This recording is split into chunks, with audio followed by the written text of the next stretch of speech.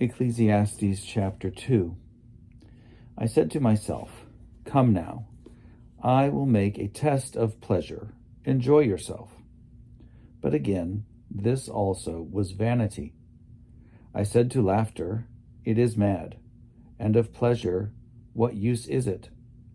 I searched with my mind how to cheer my body with wine, my mind still guiding me with wisdom, and how to lay hold on folly, until I might see what was good for mortals to do under heaven during the few days of their life.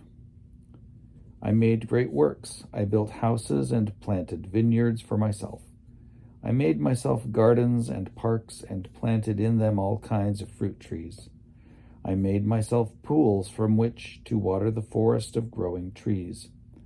I bought male and female slaves and had slaves who were born in my house.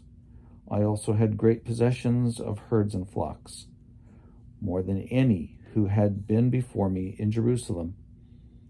I also gathered for myself silver and gold, and the treasure of kings and of the provinces. I got singers, both men and women, and delights of the flesh, many concubines. So I became great, and surpassed all who were before me in Jerusalem. Also my wisdom remained with me. Whatever my eyes desired, I did not keep from them. I kept my heart from no pleasure, for my heart found pleasure from all my toil, and this was my reward from all my toil. Then I considered all that my hands had done, and the toil I had spent in doing it, and again all was vanity and a chasing after wind, and there was nothing to be gained under the sun. So I turned to consider wisdom and madness and folly. For what can the king's successor do? Only what has already been done. Then I saw that wisdom excels folly as light excels darkness. The wise have eyes in their head, but fools walk in darkness. Yet I perceived that the same fate befalls all of them. Then I said to myself, "What happens to the fool will happen to me also. Why then have I been so very wise?"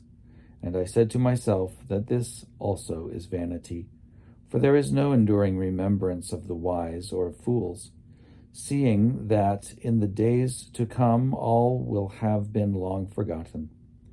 How can the wise die just like fools? So I hated life, because what is done under the sun was grievous to me. For all is vanity and a chasing after wind. I hated all my toil in which I had toiled under the sun, seeing that I must leave it to my successor, and who knows whether he will be wise or foolish? Yet he will be master of all for which I toiled and used my wisdom under the sun. This also is vanity.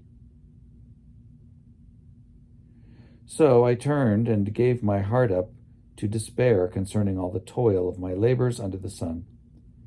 Because sometimes one who has toiled with wisdom and knowledge and skill must leave all to be enjoyed by another who did not toil for it. This also is vanity and a great evil. What do mortals get from all the toil and strain with which they toil under the sun? For all their days are full of pain, and their work is a vexation. Even at night their minds do not rest. This also is vanity. There is nothing better for mortals than to eat and drink and find enjoyment in their toil. This also I saw is from the hand of God. For apart from him, who can eat or who can have enjoyment? For to the one who pleases him, God gives wisdom and knowledge and joy, but to the sinner he gives the work of gathering and heaping, only to give to one who pleases God. This also is vanity and a chasing after wind.